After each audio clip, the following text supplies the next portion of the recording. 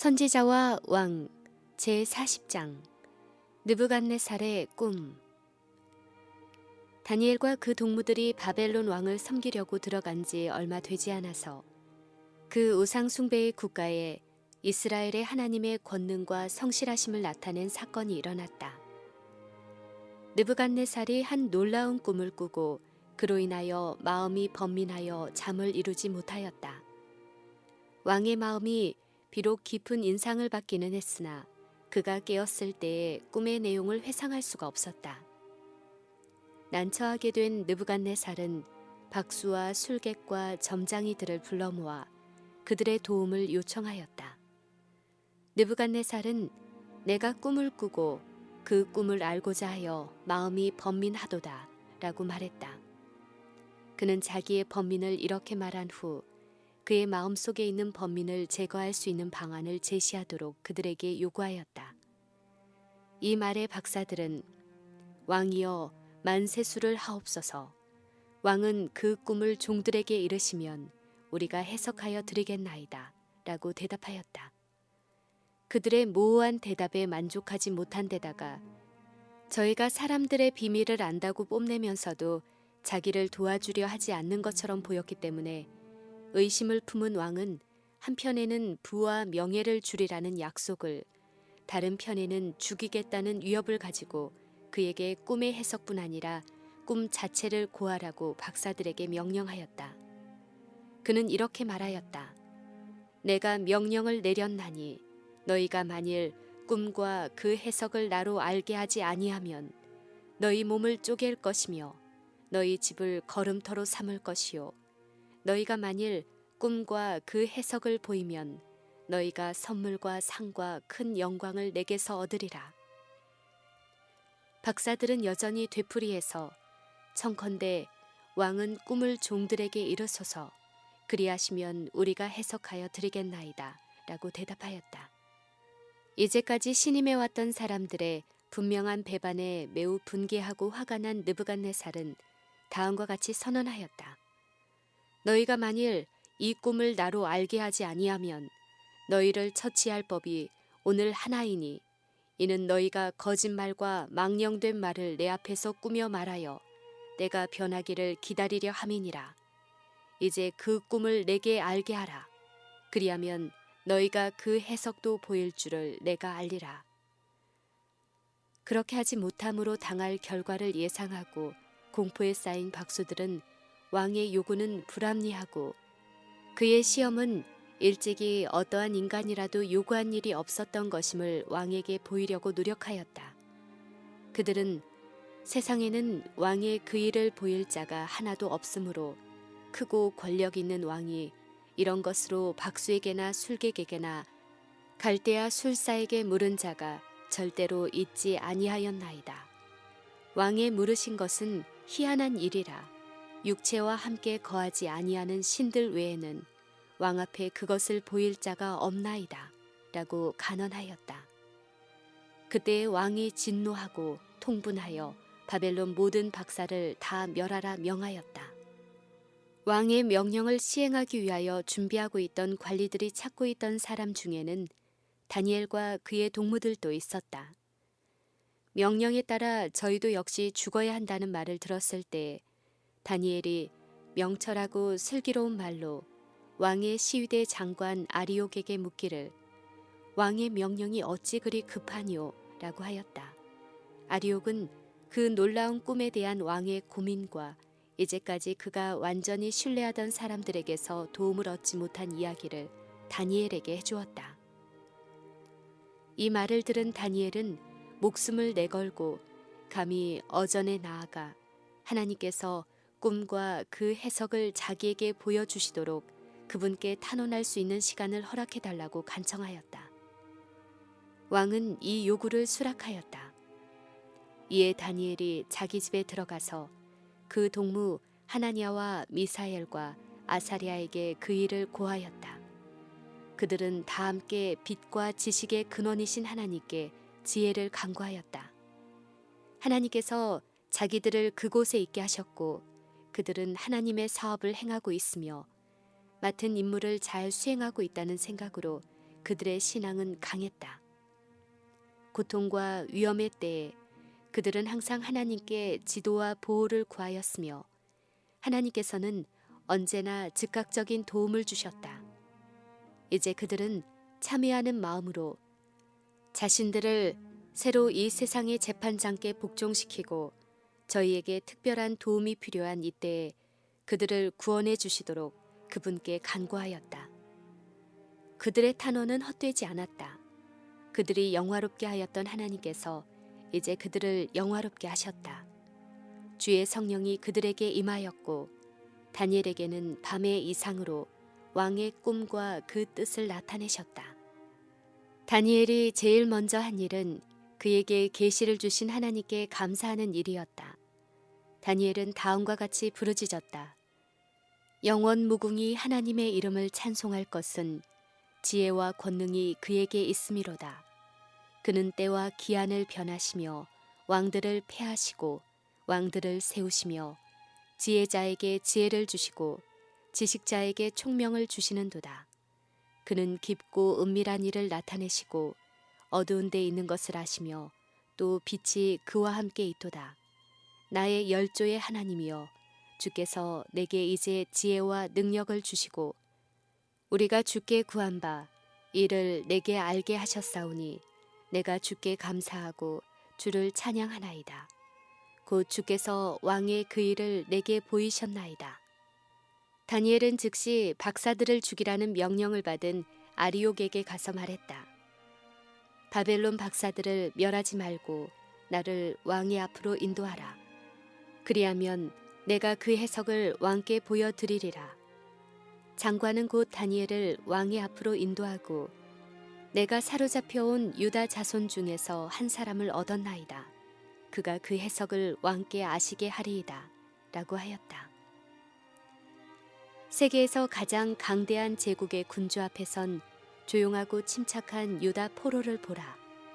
그는 첫말로 영광을 자신에게 돌리지 아니하고 하나님을 모든 지혜의 근원으로 높였다. 내가 얻은 꿈과 그 해석을 네가 능히 내게 알게 하겠느냐? 라는 왕의 갈망하는 질문에 다니엘은 대답하였다. 왕의 물으신 바 은밀한 것은 박사나 술객이나 박수나 점장이가 능히 왕께 보일 수 없으되 오직 은밀한 것을 나타내실 자는 하늘에 계신 하나님이시라. 그가 느부갓네살 왕에게 후일에 될 일을 알게 하셨나이다. 다니엘은 이렇게 선언하였다. 왕의 꿈, 곧 왕이 침상에서 뇌 속으로 받은 이상은 이러하니이다. 왕이여, 왕이 침상에 나아가서 장래일을 생각하실 때에 은밀한 것을 나타내시는 이가 장래일을 왕에게 알게 하셨사오며 내게 이 은밀한 것을 나타내심은 내 지혜가 다른 인생보다 나은 것이 아니라 오직 그 해석을 왕에게 알려서 왕의 마음으로 생각하던 것을 왕으로 알게 하려 하심이니이다. 왕이여, 왕이 한 큰 신상을 보셨나이다. 그 신상이 왕의 앞에 섰는데 크고 광채가 특심하여 그 모양이 심히 두려우니 그 우상의 머리는 정금이요 가슴과 팔은 은이요 배와 넓적다리는 노시요 그 종아리는 철이요 그 발은 얼마는 철이요 얼마는 진흙이었나이다. 또 왕이 보신즉 사람의 손으로 하지 아니하고 뜨인 돌이 신상의 철과 진흙의 발을 쳐서 부서뜨림에 때에 철과 진흙과 녹과 은과 금이 다 부서져 여름 타작마당에 겨같이 되어 바람에 불려 간 곳이 없었고 우상을 친 돌은 태산을 이루어 온 세계에 가득하였었나이다. 그 꿈은 이러하다고 다니엘은 자신 있게 말했고 세심한 주의를 기울여 모든 조목을 듣고 있던 왕은 이것이 그가 그처럼 알고자 번민하던 그 꿈임을 알았다. 이리하여 그의 마음은 호감을 가지고 그 해석을 받아들일 준비가 되었다. 만왕의 왕께서 바벨론 군주에게 위대한 진리를 전달하시고자 하셨다. 하나님께서는 자기가 세상 열국을 지배하는 권세, 곧 왕들을 세우시고 왕들을 패하시는 권세를 가지셨다는 사실을 나타내 보이시고자 하셨다. 느부갓네살의 마음은 깨우침을 받아 될 수 있는 대로 하나님께 대한 자기의 책임을 깨달아야 하였다. 세상 끝날까지 미칠 미래의 사건들이 그의 앞에 공개되어야 하였다. 다니엘은 계속하여 말하였다. 왕이여, 왕은 열왕의 왕이시라. 하늘의 하나님이 나라와 권세와 능력과 영광을 왕에게 주셨고 인생들과 들짐승들과 공중의 새들 어느 곳에 있는 것을 물론하고 그것들을 왕의 손에 붙이사 다 다스리게 하셨으니 왕은 곧 그 금머리이니다. 왕의 후에 왕만 못한 나라가 일어날 것이요 또 녹같은 나라가 일어나서 온 세계를 다스릴 것이며 넷째 나라는 강하기가 철 같으니 철은 모든 물건을 부서뜨리고 이기는 것이라. 철이 모든 물건을 부서뜨리는 것 같이 그 나라가 문 나라를 부서뜨리고 빻을 것이며 왕께서 그 발과 발가락이 얼마는 토기장이의 지늘기요 얼마는 철인 것을 보셨은즉 그 나라가 나누일 것이며 왕께서 철과 지늘기 섞인 것을 보셨은즉 그들이 다른 인종과 서로 섞일 것이나 피차에 합하지 아니함이 철과 지늘기 합하지 않음과 같으리이다. 이 열왕의 때에 하늘의 하나님이 한 나라를 세우시리니 이것은 영원히 망하지도 아니할 것이요 그 국권이 다른 백성들에게로 돌아가지도 아니할 것이요 도리어 이 모든 나라를 쳐서 멸하고 영원히 살 것이라. 왕이 사람의 손으로 아니하고 산에서 뜨인 돌이 철과 놋과 진흙과 은과 금을 부서뜨린 것을 보신 것은 크신 하나님이 장래일을 왕께 알게 하신 것이라. 이 꿈이 참되고 이 해석이 확실하니이다. 왕은 해석이 사실임을 확신하였고 겸손과 두려움으로 엎드려 절하고 말하기를 너희 하나님은 참으로 모든 신의 신이시요 모든 왕의 주제시로다. 네가 능히 이 은밀한 것을 나타내었으니 네 하나님은 또 은밀한 것을 나타내시는 자시로다 라고 하였다. 느부갓네살은 박사들을 멸하라는 명령을 취소하였다. 그들은 다니엘이 은밀한 것들을 나타내시는 분과 관계를 맺은 까닭에 생명을 구하였다. 왕이 이에 다니엘을 높여 귀한 선물을 많이 주며 세워 바벨론 온 도를 다스리게 하며 또 바벨론 모든 박사의 어른을 삼았으며 왕이 또 다니엘의 청구대로 사드락과 메삭과 아벳느고를 세워 바벨론 도의 일을 다스리게 하였고 다니엘은 왕궁에 있었다. 인류 역사의 기록을 보면 모든 민족들의 발전과 모든 왕국들의 흥망은 마치 사람들의 의지나 용기에 좌우되는 듯이 보인다. 여러 가지 사건들의 생성은 그 대부분이 사람의 능력, 야심 혹은 변덕에 의하여 결정되는 듯이 보인다. 그러나 하나님의 말씀인 성경에는 휘장이 열려 있어서 거기서 우리의 무대의 상부와 배우를 보며 또한 인간의 이해관계와 권력과 욕망의 일체의 승부를 통하여 자비심이 충만하신 하나님의 대리자들이 묵묵히 또 인내성 있게 하나님의 목적을 달성하기 위하여 일하고 있는 것을 보게 되는 것이다.